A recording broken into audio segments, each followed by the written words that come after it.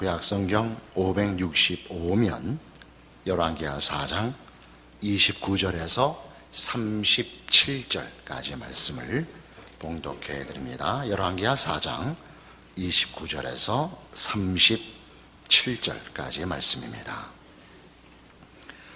엘리사가 게하시에게 이르되 내 허리를 묶고 내 지팡이를 손에 들고 가라. 사람을 만나거든 인사하지 말며 사람이 내게 인사할지라도 대답하지 말고 내 지팡이를 그 아이 얼굴에 놓으라 하는지라. 아이의 어머니가 이르되 여호와께서 살아계심과 당신의 영혼이 살아계심을 두고 맹세하노니 내가 당신을 떠나지 아니하리이다. 엘리사가 이에 일어나 여인을 따라가니라. 게하시가 그들보다 앞서가서 지팡이를 그 아이의 얼굴에 놓았으나 소리도 없고 듣지도 아니하는지라. 돌아와서 엘리사를 맞아 그에게 말하여 아이가 깨지 아니하였나이다 하니라. 엘리사가 집에 들어가 보니 아이가 죽었는데 자기의 침상에 눕혔는지라.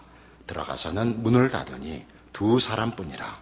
엘리사가 여호와께 기도하고 아이 위에 올라 엎드려 자기 입을 그의 입에 자기 눈을 그의 눈에 자기 손을 그의 손에 대고 그의 몸에 엎드리니 아이의 살이 차차 따뜻하더라. 엘리사가 내려서 집 안에서 한 번 이리저리로 다니고 다시 아이 위에 올라 엎드리니 아이가 7번 재채기 하고 눈을 뜨는지라. 엘리사가 게하시를 불러 저 수넴 여인을 불러오라 하니 곧 부름에 여인이 들어가니 엘리사가 이르되 내 아들을 데리고 가라 하니라. 여인이 들어가서 엘리사의 발 앞에서 땅에 엎드려 절하고 아들을 안고 나가니라. 오늘 본문으로 읽은 열왕기하 4장에는 몇 가지 엘리사의 기적이 기록되어 있습니다.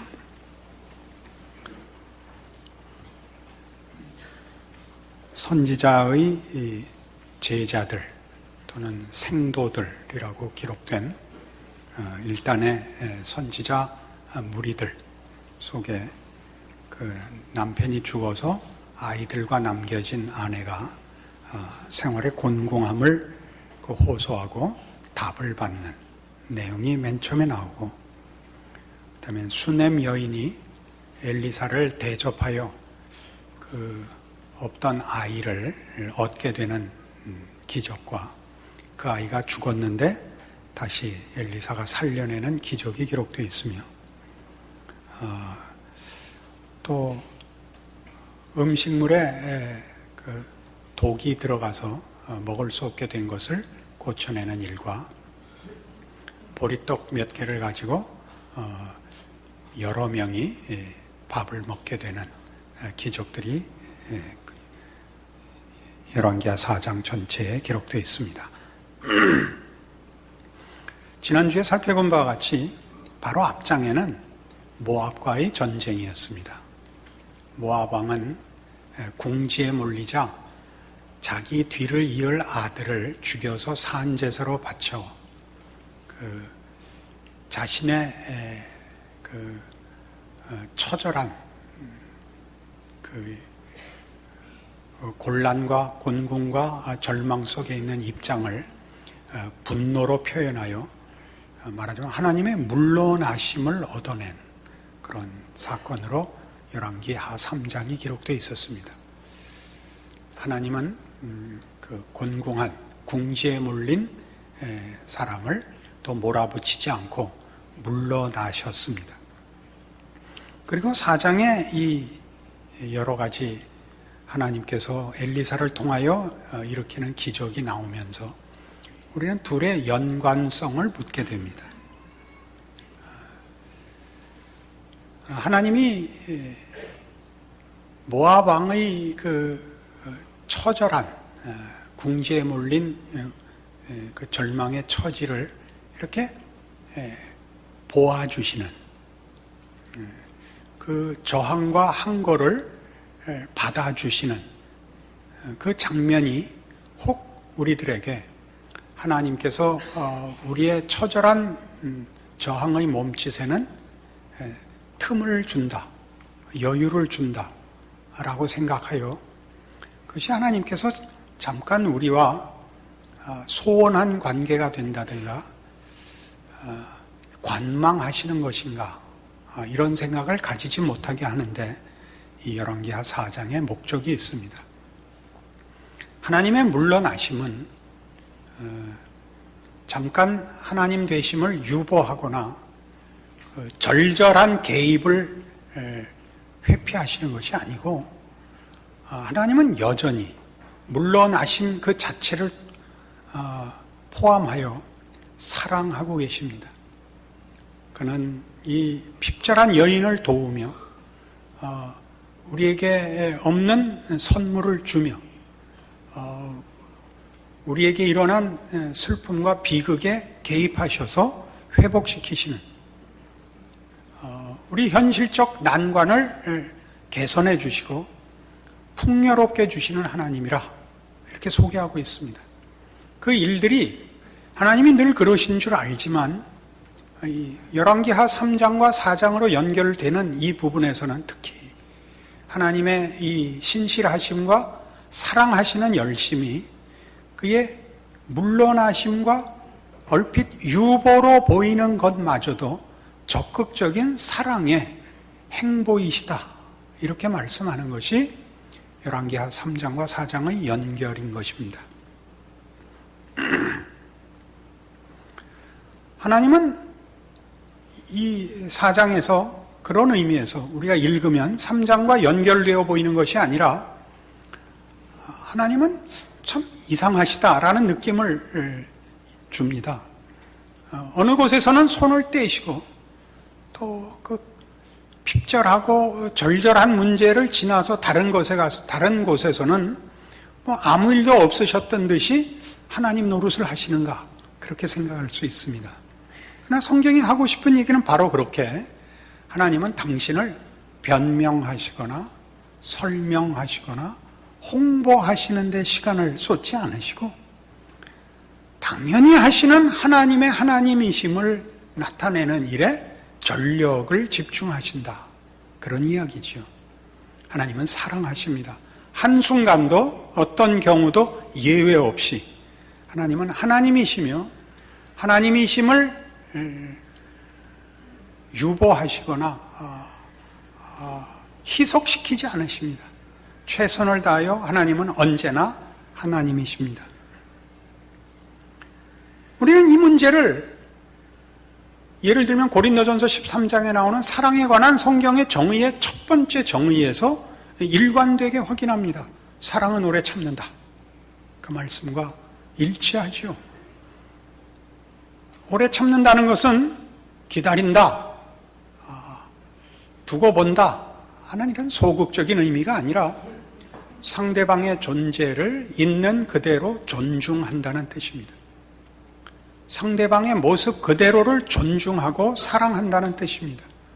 우리가 이해하기 좋게 얘기하자면 사랑이 오래 참음으로 등장하는 것은 사랑이라는 이름으로 상대방을 내 마음대로 조작하거나 강요하지 않는다 그런 뜻입니다. 하나님은 하나님이시라는 이유 때문에 또 하나님이 우리를 사랑하신다는 이유 때문에 우리를 강제하지 않습니다. 우리를 인격적으로 대접하십니다. 필요하시면 물러서십니다. 필요하시면 기다려주십니다. 그것은 사랑의 행위입니다. 사랑을 뒀다 행하는 것이 아니고 그것 자체가 가장 열심 있는 가장 정열적인 사랑과 같은 사랑인 것입니다. 바로 이 문제 때문에 우리는 하나님이 언제나 하나님이시며 하나님으로서의 이런 표현은 우리 인간들의 이해를 위해서 쓰는 표현입니다만 하나님의 책임과 하나님 이것도 인간적인 이해를 위한 표현입니다. 하나님 노릇하시는데 전력을 기울이시듯이 성도들에게 성도된 노릇을 성도된 책임을 전력을 기울여 해야 된다고 가르칩니다. 그러나 이것은 앞에 하나님이 하나님 노릇하시거나 하나님의 책임을 전력을 기울여 행하신다는 것이 사실은 말이 안 되듯이 하나님은 하나님이심을 중단하실 수 없는 그리고 하나님의 신실하심과 사랑을 펼치시는 것이 하나님에게서 제일 중요한 일이고 앞에 선 일이며 하나님께서 가장 하고 싶어하는 일이듯이 성도들에게 주어지는 성도의 책임들도 책임이라거나 의무이기보다 성도이기 때문에 허락된 특권이라는 것으로 연속성을 가집니다. 그래서 우리는 이 열왕기하 4장을 통하여 하나님이 누구신가와 결부된 성도가 누구이냐, 신앙적 실천, 신자라는 삶이 어떠해야 되는가 하는 것을 배우게 됩니다. 신약성경 요한일서 4장으로 가겠습니다. 391페이지, 신약성경 391페이지, 요한일서 4장 7절입니다. 사랑하는 자들아, 우리가 서로 사랑하자. 사랑은 하나님께 속한 것이니 사랑하는 자마다 하나님으로부터 나서 하나님을 알고 사랑하지 아니하는 자는 하나님을 알지 못하나니 이는 하나님은 사랑이심이라. 그러니까 우선적으로 무슨 얘기를 하나 보십시오. 신앙생활이란 뭐냐? 하나님을 아는 것이며 하나님이 사랑이시라는 걸 아는 것이며, 그래서 사랑을 행할 수밖에 없는 것이 신앙생활이며 성도라는 정체성이다. 이렇게 시작을 합니다. 하나님의 사랑이 우리에게 이렇게 나타난 바 되었으니 하나님이 자기의 독생자를 세상에 보내심은 그로 말미암아 우리를 살리려 하심이라. 사랑은 여기 있으니 우리가 하나님을 사랑한 것이 아니요 하나님이 우리를 사랑하사 우리 죄를 속하기 위하여 화목 제물로 그 아들을 보내셨음이라. 그러니까 이 구절이 뜻하는 바는 그래서 사랑은 받을 만한 사람한테 베푸는 보상이 아니며 하나님이 하나님이시기 때문에 하시는 하나님 되심의 정수이며 성도들이 본받고 따라야 할 일인 정도가 아니라 하나님의 자녀라면, 그 사랑을 힘입은 자녀라면 사랑 이외에 다른 것으로 그의 삶의 정체성과 삶이라는 것 자체를 다른 일로 대신할 수 없는 신자된 표출이라는 것을 얘기하죠. 하나님께서 모압 왕의 자폭과 절망과 분노에 반응하시는 물러서심, 그의 분노로 답하지 아니하시며 그의 자폭에 폭력으로 답하시지 않고 그가 받을 수 없는 그의 분노와 그의 저항과 그의 무지와 그의 사실은 못난 것에 대하여 하나님은 하나님으로서 반응하시듯이, 그래서 우리가 하나님의 피조물인데도 불구하고 하나님께 믿음을 바치지 못하고 헌신하지 못하며 우리 마음대로 하나님 없이 사는 데 대하여 하나님이 우리의 못난 대로 갚지 아니하시고 우리의 저항에 분노하지 아니하시고 하나님이신 사랑과 신실함으로 은혜를 베푸신 것 같이 우리로 신자란, 성도란, 신앙의 삶이란 어떠해야 하는가를 하나님 되심으로써 보이고 가르치고 찾아오고 있다고 말하는 것이죠. 그래서 11절, 사랑하는 자들아, 하나님이 이같이 우리를 사랑하셨은즉 우리도 서로 사랑하는 것이 마땅하도다. 어느 때나 하나님을 본 사람이 없으되 만일 우리가 서로 사랑하면 하나님이 우리 안에 거하시고 그의 사랑이 우리 안에 온전히 이루어지느니라. 그러니까 예수님이 이 땅에 오셨을 때 예수님의 성육신을 요한복음에서는 이렇게 얘기했습니다. 아무도 하나님을 본 사람이 없을 때 독생하신 그리스도께서 나타내셨느니라. 우리가 그의 영광을 보니 하나님의 독생자의 영광이요 은혜와 진리가 충만하더라 라고 요한복음은 진술하고 있습니다. 그러니까 신자된 자의 정체성과 신앙의 정수는 뭐냐고 할 때 우리를 보면 우리가 하나님을 믿는 자인 줄 알아야 됩니다. 하나님을 믿는 자라는 것은 하나님이 누구신가라는 정체성으로부터 이어지는 우리의 정체성 말입니다. 아, 하나님은 이런 분이구나. 저들은 하나님을 믿는 사람이구나. 우리 세상에서 많이 당하는 질문 있지 않습니까? 너 하나님을 믿어? 그 하나님을 보여봐. 그럴 때는 그것이 초월적인 능력을 의미하는 것일 겁니다. 대부분 세상은 세상이 가진 힘보다 더 큰 것으로 너희의 믿음을, 신앙을 증거하라고 우리에게 하나님을 보여봐라고 위협하고 신문하는 것일 겁니다. 그러나 성경이 하는 얘기는 우리의 성도된 정체성은 하나님은 이런 분이구나 라고 드러나야 된다는 것이죠. 하나님은 이런 분이구나. 그래서 우리 보고 사랑하라고 합니다. 기독교 신앙은 그 가장 대표되는 특성이 사랑이죠. 예수 믿지 않는 사람들도 기독교가 사랑의 종교라는 것을 압니다.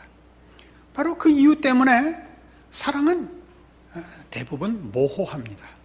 사랑은 눈이 풀어지고 팔 벌리는 것이 되고 말았습니다. 사랑합니다. 그런 얘기가 지금 아닙니다. 사랑이란 하나님이 하나님이실 수밖에 없듯이 성도들은 성도들일 수밖에 없는 그 본질을 말합니다. 그 본질은 태도에서 나오는 것이 아니고 본질에서 나오는 것입니다. 그러니까 본질적인 이해로서 사랑을 요구하고 있습니다. 사랑이 뭐냐? 사랑이 뭐냐? 성경은 요한복음 15장에서 그 사랑을 실천적인 차원에서 이렇게 가르칩니다.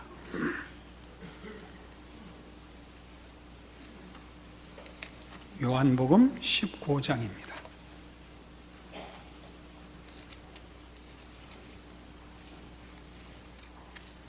9절 말씀입니다. 아버지께서 나를 사랑하신 것 같이 나도 너희를 사랑하였으니 나의 사랑 안에 거하라. 내가 아버지의 계명을 지켜 그의 사랑 안에 거하는 것 같이 너희도 내 계명을 지키면 내 사랑 안에 거하리라 합니다. 내 사랑 안에 거하는 것.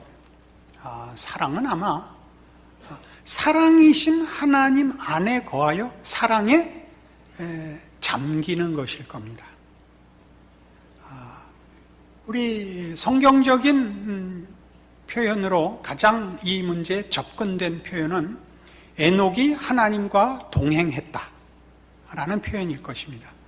또는 예수님께서 같은 요한복음 8장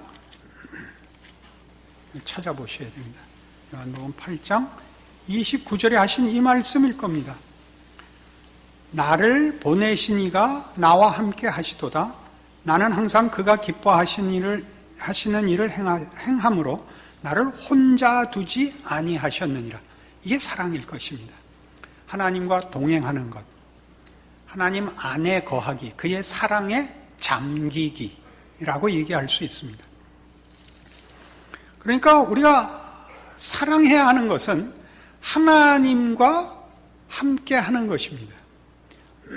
우리는 이미 구원이 하나님과의 화목이라는 것을 압니다. 그렇죠? 구원이 하나님과의 화목이며 죄란 하나님과의 단절입니다. 그러니까 우리 신자들이 가지는 사랑은 구원의 가장 본질적인 내용이며 신자로서 누리고 그리고 증거하고 실천해야 될 가장 본질적이고 우선하는 내용일 것입니다.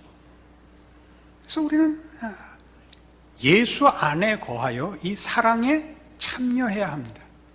그런데 어떻게 그렇게 그러면 예수 안에 거하며 하나님과 동행하는가? 어떻게 하면 사랑 안에 거하는가? 다시 요한복음 15장으로 오셔서 지금 그 10절에 하는 말씀은 그겁니다. 내가 아버지의 계명을 지켜 그의 사랑 안에 거하는 것 같이. 아까 본 요한복음 8장은 뭐였죠? 내가 아버지의 기뻐하시는 일을 행함으로 나를 혼자 두지 아니하셨다이죠. 여기는 내가 아버지의 계명을 지켜 그의 사랑 안에 거하는 것 같이 너희도 내 계명을 지키면 내 사랑 안에 거하리랍니다.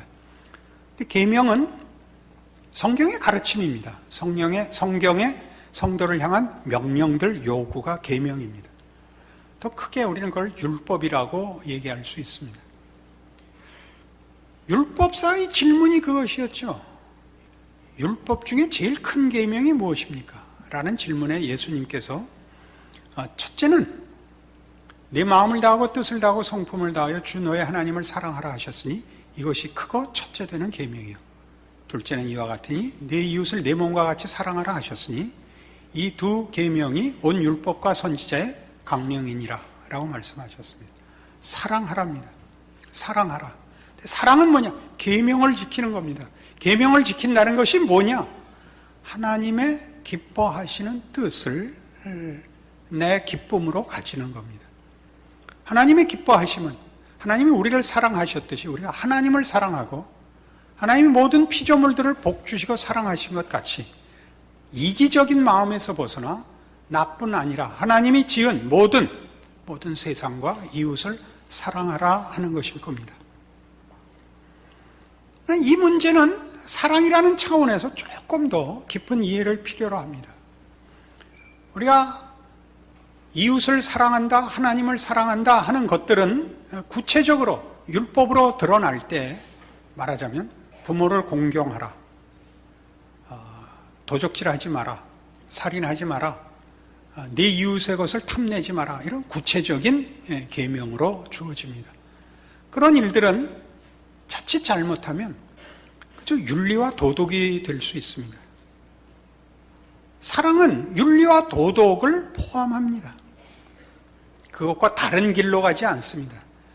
같은 길에 윤리와 도덕보다 높은 데 서 있습니다. 사랑이라는 것은. 그럼 윤리와 도덕이 사랑까지 가지 못하면 무엇이 되는가? 자기의가 됩니다. 그것이 다만 윤리와 도덕에 멈출 때에는 그것을 행하는 사람이 부각됩니다. 그러나 그것이 사랑일 때는 윤리와 도덕이 사랑으로 가기 위한 길잡이이고 하나님이 누구신가가 부각됩니다. 그 둘은 다릅니다. 우리는 성경의 요구들이 바로 그래서 그것이 다만 윤리와 도덕이 가질 수 있는 자기 증명에 불과한 것과 다르다는 걸 증명하기 위해서, 가르치기 위하여 조금 다른 표현들을 쓰는 것을 볼 수 있습니다. 거짓말하지 말고 정직해라, 성실해라, 겸손해라, 무슨 이런 우리 잘 아는 세상과 함께 나누는 보통 윤리와 도덕보다 다른 표현을 쓰는 이유는 우리는 사랑까지 가야 되기 때문에 그렇습니다. 골로새서 3장 읽어보시죠. 326페이지 골로새서 3장 12절입니다.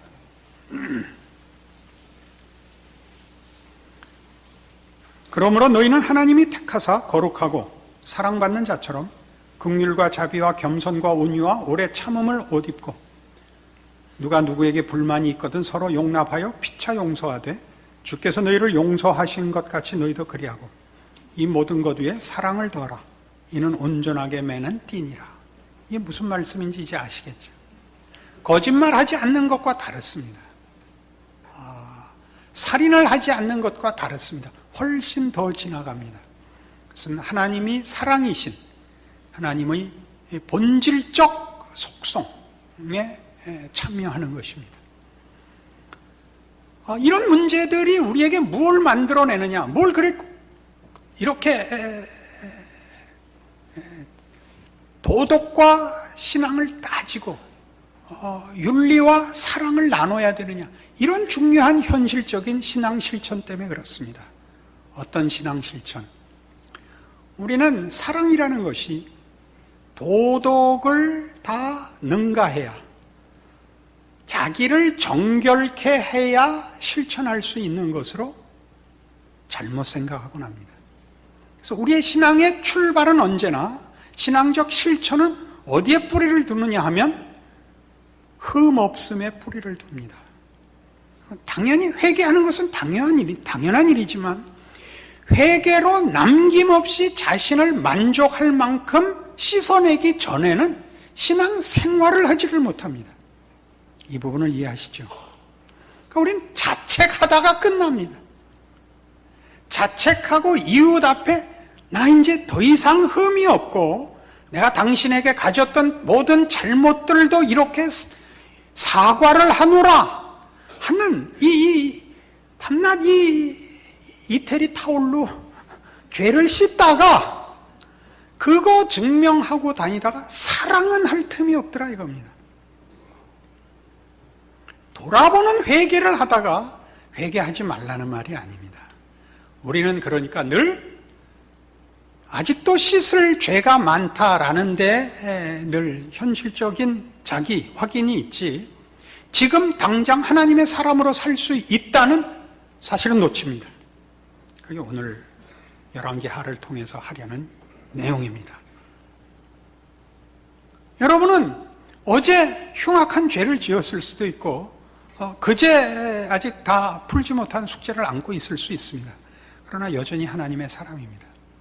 여러분이 뻔뻔스러워지라든가 후한무치가 되라는 소리는 아닙니다.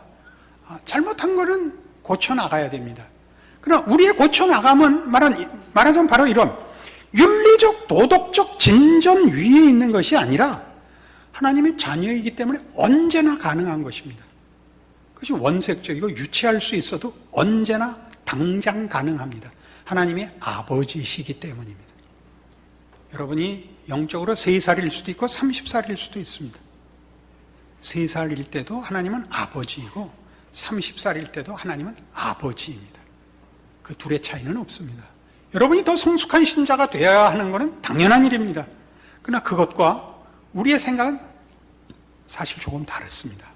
우리는 30살이 자격이 되기 때문에 3살부터 30살 사이를 하나님을 아버지라 부르지 않고 유보하고 있습니다.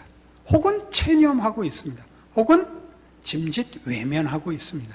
그것이 우리 신앙의 사실상의 현실입니다. 체념하는 것, 미루어 놓는 것, 보류하고 있죠. 하나님 그러시지 않더라는 말이죠. 하나님은 유보해 보이는 때에도, 거리를 두는 때에도 그것이 사랑이시지 두었다 보자는 아니시더라니까요. 우리 성도들도 그렇습니다. 우리가 윤리도덕적인 하자가 생길 수는 있어도 그 순간에도 하나님의 사람인 것만은 어떻게 희석시킬 수도 부정할 수도 취소할 수도 없는 현실입니다. 그래서 여러분에게 무슨 용기를 성경이 주고 있느냐? 지금 당장 하나님의 사람으로 존재하고 살아라 라고 얘기한다는 사실입니다. 그 부끄러운 걸 해결해야만 신앙생활을 하겠다라는 것만큼 기독교인들을 시험에 빠뜨린, 우리 모두가 정당한 것으로 알고서 스스로의 신앙생활을 사실은 방해한 일도 없을 것입니다. 그래서 언젠가 제가 이 부분에 대한 제 인생, 신앙 인생의 경험 속에서 한 중요한 이런 결론이 있었습니다. 나는 나의 비열함에 나를 내어주지 않겠다라는 지점까지 왔습니다라고 한번 말한 적이 있습니다. 비열함이라는 게 나쁘면 나의 못남이라고 바꿔 써도 됩니다. 대부분의 신앙인들이 가지는 자책성 결벽증입니다. 자책성 결벽증. 그 병명이 묘하죠. 사실 성도들은 이 병에 더 잘 걸립니다. 게으른 것보다 이 병에 더 많이 걸립니다. 제가 얘기했던 거는 다시는 못난 데 나를 내어주지 않겠다라는 것이 다시 못난 짓을 하지 않겠다라는 얘기가 아니고, 내가 못났다는 사실에다가 나를 포기하지 않겠다입니다. 못났지만 오늘도 하나님의 자녀인 것을 기억하고 나 양보하지 않으리. 이것이 그 고백이었습니다. 이 말씀이 여러분에게 은혜가 되지 않으면 대책이 없습니다. 여러분 모두가 갖고 있는 문제입니다. 저와 같은 시대, 같은 신앙 유산 속에서, 환경 속에서 자라왔다면 이 문제가 아마 공통되는 문제일 것입니다. 자신의 못남 때문에 신앙생활을 언제나 보류했을 것입니다. 언젠가 다 씻는 날, 해결하는 날, 내가 그때 따블로 갚겠습니다. 이게 표현하지 않은 우리들의 신앙 있어서의 현실적 오해입니다. 그렇지 않더라는 걸 알았죠. 나는 나의 비열함에 나를 내어주지 않겠다가 그겁니다. 나는 오늘을 신자로 살겠다. 어제 잘못한 것이나 이따가 또 잘못할지 모르는 것은 지금 따지지 않겠다. 지금이라는 시간은 언제나 하나님께 바치겠다. 조금 적극적인 표현을 만들었습니다. 나는 하나님과 동행하는 것을 어떤 것에도 내어주지 않겠다. 하나님과 동행하겠다. 부끄럽게 동행해도 좋습니다. 낯이 뜨뜻하게 동행해도 좋습니다. 나는 하나님과 동행할 것입니다. 왜요? 하나님이 동행하심을 취소하지 않으시니까요. 그게 오늘의 일입니다. 여기에 열왕기하에 등장한 이 5가지인가의 이 기적은 모두 다 하나님이 하셨습니다. 그것을 받을 만한 사람들이 받지 않았습니다. 그리고 그 앞에 있었던 이야기는 모압 왕의 이야기였습니다. 가장 사랑을 받기에 부적절한, 조건적으로 가장 열악한 상태에 있는 데서부터 하나님은 일하고 계십니다. 우리 모두가 이 고백을 하죠. 하나님과의 동행을 우리는 다른 것과 바꾸지 않겠습니다. 그걸 조금 더 보편적인, 신앙적으로 보편적인 표현을 쓸까요? 하나님, 저는 믿음을 어느 경우에도 포기하지 않겠습니다. 이게 이 말입니다. 여러분, 믿음을 포기하지 않겠다면 다시는 실수하지 않고 다시는 실패하지 않는 것으로 생각하지 않습니까? 그렇지 않습니다. 실수와 실패에도 불구하고 나는 믿음이라는 것을 놓지는 않겠습니다. 내가 약해서 넘어질지라도 믿음을 놓지는 않겠습니다. 하나님과 동행한다는 사실을 부정할 수 있는 것이 세상에 없다는 것을 기억하겠습니다. 이것이 우리의 믿음입니다. 여러분의 신자된 특권을, 오늘과 지금이라는 순간을 하나님의 사람으로 누리고 사는 일을 방해할 수 있는 것은 세상에 없습니다. 그것이 오늘의 말씀이며 여러분의 신앙 실천과 정체성에서 여러분이 놓을 수도 없고 하나님이 놓지 않는 신자된 특권이란 것 기억하시는 오늘의 말씀이기를 바랍니다. 기도하십시다. 하나님 아버지 은혜를 감사합니다. 하나님이 우리 아버지인 사실은 예수를 믿는 그날부터 영원토록 변개시킬 수 없는 진리입니다. 우리의 못난 것과 우리의 방심과 우리의 착각과 우리의 오해도 진리를 왜곡시킬 수 없습니다. 그러므로 늘 깨어 있고 늘 믿음 위에 서 있고 늘 충성하고 늘 진심으로 주 앞에 헌신하는 우리와 우리의 인생 되게 하여 주시옵소서. 예수님 이름으로 기도합니다.